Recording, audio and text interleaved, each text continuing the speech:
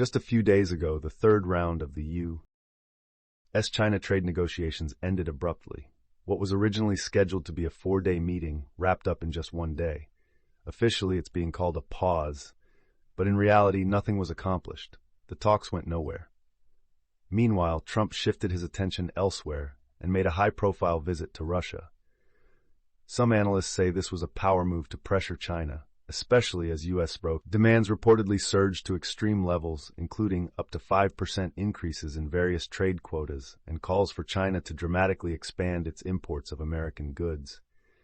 Washington demanded broader market access and fewer restrictions, while China held its ground. Beijing responded with countermeasures and refused to make further concessions. At the same time, the U.S. swiftly finalized trade deals with several major economies, including Japan and the European Union, catching China off guard. This new alignment showed that the U.S. was no longer acting alone. In fact, much of the world now appears to be siding with America, even if reluctantly. There's growing concern that China must reach a deal with the U.S. soon or risk deeper economic consequences. Some Western analysts have gone as far as to claim that China's economic model is beginning to crack and may be slowly unraveling. Whether this is true remains to be seen. Only time will tell. Still, it's important to understand that even though the U.S. seems to be gaining global support, many countries are doing so under pressure, not by choice. And practically speaking, the implementation of these new trade agreements is far from simple. There are at least 3 major hurdles to clear. The first is the principles agreement stage, where both sides must fully align on definitions and key points. If anything is left vague, disputes are inevitable.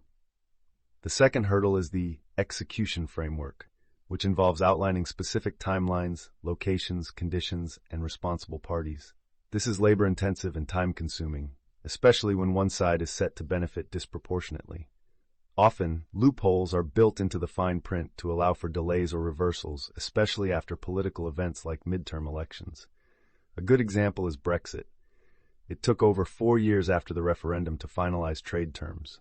Even now, the UK-EU trade agreements remain fragile. The third hurdle is domestic politics. Many deals must be ratified by parliaments or governing bodies, which can lead to endless delays and revisions. In the EU, for instance, if even one member state rejects the deal, the entire agreement could stall. And let's not forget the financial side. In the past, trade deals with the U.S. often boiled down to simply buying more American goods. But now, countries are expected to invest tens of billions of dollars. For example, Japan pledged $55.1 billion, South Korea $35.5 billion, and the EU promised $61 billion. Middle Eastern countries collectively committed $110 billion, but without clear timelines or mechanisms for delivery. This isn't the first time we've seen such promises. During Trump's presidency, Saudi Arabia pledged $400 billion in investments and increased imports. Yet much of that never materialized.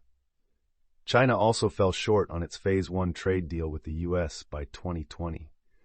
So while these deals are being announced with fanfare, how much will actually be implemented remains uncertain. It's one thing to declare victory, it's another to follow through. In the ongoing U.S.-China standoff, Europe was once seen as a possible swing player. It seemed logical that, amid tensions with the U.S., Europe might align more closely with China. But that hasn't happened. European sentiment toward China has cooled, especially in light of unresolved tensions and mistrust. Many European leaders are also closely tied to U.S. interests, either politically or economically. A striking development occurred just days ago when the U.S. threw its full support behind Ursula von der Leyen, helping her survive an impeachment crisis. European media criticized the move, calling it appeasement. German outlets went further, accusing von der Leyen of hijacking the EU by pushing through a U.S.-EU trade agreement without proper consensus. France openly opposed the deal, calling it a surrender. Brussels clarified that the European Commission only has limited authority in procurement matters, and that any purchases over $7.5 billion in U.S. energy products must be approved by the European Council and Parliament.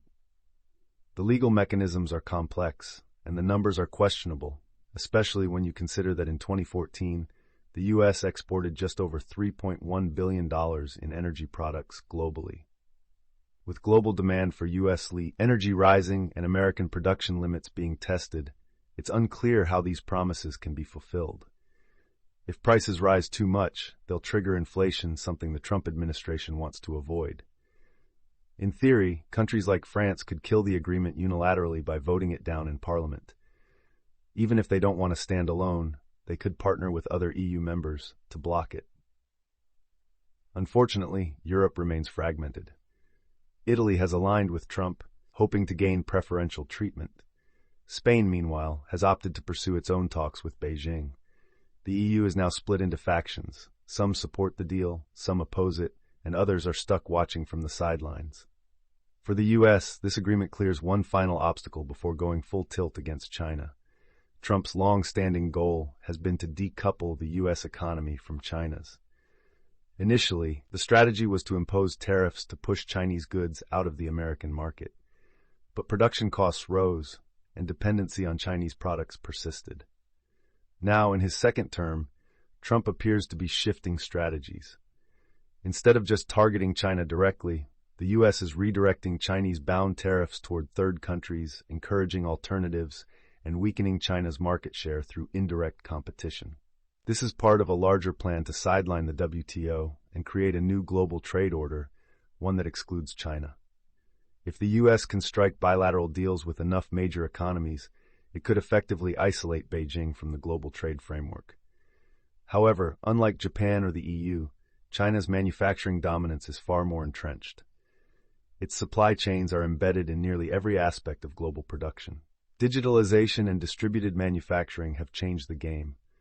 The old model of international trade is breaking down, and nations are adapting either by routing exports through third countries or further fragmenting the production process. When U.S.-China talks in Stockholm ended with no resolution, that itself was a signal. Both sides are now buying time, trying to solve internal issues while preparing for a long-term strategic stalemate. In Washington's eyes, these 90 days are not about compromise. They're about rallying allies and consolidating strength before confronting China directly. Meanwhile, China's most effective move right now might be to delay any new deals and maintain the status quo. Financially, U.S. tariff revenue is rising sharply, already bringing in over $150 billion, with projections nearing $300 billion annually. That's up from about 2 to 5% of total federal revenue. But the flip side is inflation. Costs are now being passed from importers to retailers and ultimately to consumers. This isn't just about profits, it's about achieving long-term strategic goals. For the U.S., that means reshoring manufacturing and breaking China's grip on the global supply chain. For China, it's about reducing dependence on the dollar and breaking through to new markets. So far, Trump's offensive strategy seems to be isolating China. But Beijing is not standing still. It has launched its own counterattacks, tactical, targeted, and designed to hit where it hurts. We'll dive deeper into China's three-axes response in a future video. For now, it's worth noting how different outlets are interpreting this conflict. Some view Trump's actions as chaotic. Others see a radical economic experiment. The Washington Post floated the idea that his tariffs follow a reverse Laffer Curve, logic targeting the sweet spot for maximizing revenue rather than protectionism alone. The BBC called it a costly victory. U.S. manufacturing hasn't rebounded, and July's PMI dropped to 48. Global trade costs have risen, and supply chains are undergoing structural changes that may be irreversible. Some analysts even argue that Trump's policies have drifted from America first to Trump first. Trump's own team has made some bizarre claims, like saying solar power is a scam because the sun sets, or that the U.S. avoids the far side of the moon because it's too dark.